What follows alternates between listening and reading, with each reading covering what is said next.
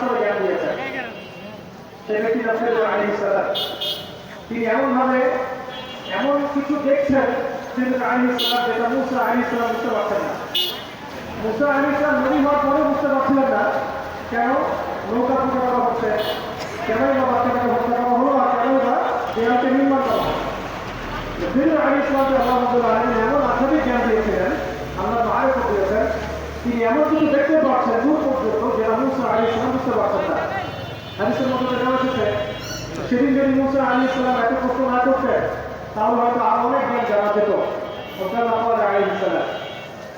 এই কারণে আমি তরুণ প্রজন্মকে নসিহত করতে চাই, তিনি এই অর্জন করছি, মাশাআল্লাহ বৈশিষ্ট্য করছি, অনেকে অনেক প্রতিষ্ঠানে করছেন, তবে অবশ্যই মাথার উপরে মুরব্বী ওলামাকে আমাদের রাখতে হবে। এটা ব্যতীত যদি আমরা দিনের কাজ করতে চাই, কথা বলতে চাই, বা দিনের কোনো দাওয়াত থাকে বা জিহাদের বিষয়ে আমরা ফিকির করি, সেখানে আমরা নিজেরাও বিভ্রান্ত হতে পারি, মানুষকে বিভ্রান্ত করতে পারি।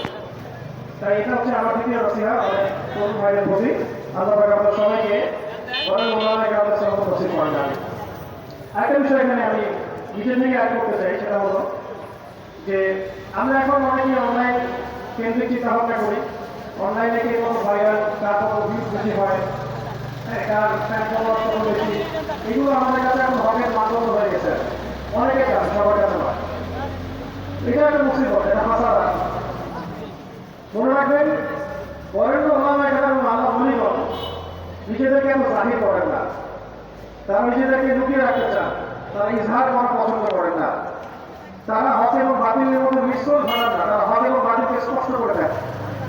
তারা পৃথিবীতে মজলুম হয়, নিভৃতচারী হয়, তার অবস্থা এমন হয় যে তারা দিনের বেলা ঘোষণা রাতের বেলা দরবেশ। তো এই ব্যাপারে মালিক রহমতুল্লাহ আলাইহির একটা কওল আছে, জ্ঞান কারো কাছে আসে না, জ্ঞানের কাছে যেতে হয়। তাই আমাদেরকেও সেই রকম বুজুর্গ আলেমকে খুঁজে বের করতে হবে। এমন নয় যে আপনার ঘর পর্যন্ত তুমি হেঁটে আসবে, এমনটা নাও হতে পারে। আল্লাহ পাক আমাদের সবাইকে জ্ঞানের কাছে যাওয়ার তৌফিক দান করেন। আমিন। এরপর আসি যে এই জীবনের উদ্দেশ্যটাকে ফিক্স করা এবং জ্ঞান অর্জনের যে সিলসিলা, এটাকে লম্বা সিলসিলা। জ্ঞান অর্জনের ক্ষেত্রে তাড়াহুড়া করা যাবে না যে আমি 5 বছরের মধ্যে আলেম হয়ে যাবো, 10 বছরের মধ্যে আমি মুক্তি হয়ে যাবো, এইভাবে চিন্তা করা যাবে না।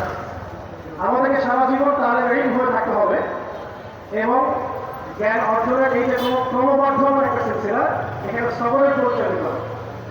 এই ব্যাপারে আমি একটা কোটেশন নোট করে আছি। আমাদের শ্রদ্ধেয় আলেম, বরেণ্য আলেম আল্লাহ হাফিজ সাহেবের যে কিতাব আছে তাসাউফুল মাকসুদ, এই কিতাবের মধ্যে পাওয়া যায়, এবং তার ভাই রাফি ওসমান সাহেবের একটা কিতাব আছে, সেখানেও এই কথাটা একই কথাই আছে যে একজন আলেম ইলমকে বা একজন আল্লাহকে চাহানেওয়ালা একজন ব্যক্তিকে এই 4টা গুণ হাসিল করতে হবে। জীবনের উদ্দেশ্য ঠিক করার পরে যখন আমরা এই অর্জন করতে যাবো তখন এই 4টা গুণ হাসিল করার চেষ্টা করবো ইনশাআল্লাহ। আল্লাহ সবাইকে তৌফিক দান করেন। প্রথম গুণটা হচ্ছে শুকর, আল্লাহ আমাদের শুকর আদায় করা। এটা এত বড় একটা গুণ যাকে আল্লাহ রাব্বুল আলামিন কৃতজ্ঞতা স্বীকারকারী অন্তর দিয়েছেন, সে হচ্ছে পৃথিবীর ধনী মানুষ। চলতে ফিরতে উঠতে বসতে সবসময় আমরা আল্লাহ পাকের নিয়ামতগুলো স্মরণ করি এবং সবসময় বলতে থাকবো আলহামদুলিল্লাহ, বলতে থাকবো আলহামদুলিল্লাহ। আল্লাহুম্মা লাকাল হামদ হামদান কাসীরান তাইয়িবান মুবারাকান ফীহ কামা ইয়ানবাগী লিজালালি ওয়াজহিহি ওয়া আযীমি সুলতানিহি। আল্লাহ পাকের শুকরিয়া যে যত বেশি আদায় করবে, আল্লাহ পাক বলছেন লা ইন শাকারতুম লা আযীদান্নাকুম, তোমরা আমার শুকরিয়া আদায় করো, আমি তোমাদের প্রতি আমার নিয়ামতকে বাড়াই দেব। ওয়া ইন কাফারতুম ইন আযাবি লাশাদীদ, তোমরা যদি আমার অকৃতজ্ঞ হও জেনে রাখো আমার আযাব অনেক কঠিন। তো উস্তাদ লিখেছেন একজন তালেবে ইলমের অবশ্যই শুকর গুজার অন্তর থাকতে হবে। আমাদের ওলামায়ে কেরাম এই কথাটা বারবার বলে যে শুকর গুজার, কৃতজ্ঞতা স্বীকারকারী একটা অন্তর থাকতে হবে। সবসময় চিন্তা করবো আমাকে আল্লাহ কি দিয়েছেন, এটা চিন্তা করবো আমাকে আল্লাহ কি দেন নাই। আল্লাহ পাক আমাকে সুস্থ রেখেছেন, নিরাপত্তা দিয়েছেন, আমি খাচ্ছি, পান করছি, এই যে নিয়ামত আল্লাহ পাকের যে অগণিত নিয়ামত, এটাকে স্মরণ করা এবং সে অনুযায়ী শুকরিয়া আদায় করা।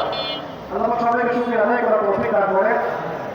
এই যে 4টা ওজিফার কথা বলা হচ্ছে, এটা কিন্তু থানভী রহমতুল্লাহ আলাইহি তার যে খলিফা ডক্টর আব্দুল হাই মোহাম্মদ আরিফি রহমতুল্লাহ আলাইহি তাকে দিয়েছিলেন, তিনি তার ছাত্রদেরকে দিয়েছিলেন। এটা আপনার কাছে সত্যি বইয়ের মধ্যে পাবেন। দ্বিতীয় এখানে যে বিষয়টা বলা হয়েছে সেটা হলো সবর করা। জ্ঞান অর্জন করতে হলেও সবর করতে হবে, আল্লাহকে পেতে হলেও সবর করতে হবে, দাওয়াত তাবলীগেও সবর করতে হবে, জিহাদের মাঠেও সবর করতে হবে। আমাদের ব্যক্তি জীবনে সবর থাকে, পারিবারিক জীবনে সবর, ব্যবসায় সবর, চাকরিতে সবর। যেটাই আমার মসজিদ খেলাফ হচ্ছে তখনই সবর করতে হয়। আর এটা কি কঠিন? এই কারণে আল্লাহ রাব্বুল আলামিন সবরের সাথে মাইয়াতের ঘোষণা দিয়েছেন। যে ব্যক্তি সবর করবে আল্লাহ তার সাথে থাকবে ইনশাআল্লাহ। এই জন্য আল্লাহ পাক বলছেন ইন্নাল্লাহা মা'আস সাবিরিন, সবরকারীদের সাথে আল্লাহ পাক আছেন। এটা কঠিন। এই কারণে যখন মসজিদ খেলাফ কোনো কিছু হবে তখন আমাদের আলেমগণ বলেন সবসময় করতে থাকা যে ইন্না লিল্লাহি ওয়া ইন্না ইলাইহি রাজিউন। এটা মাইয়াতের সাথে খারাপ দোয়া নয়, এটা শুধু মৃত্যুর সাথে খারাপ কোনো দোয়া নয়। এটা যখনই সবরের হালত আসবে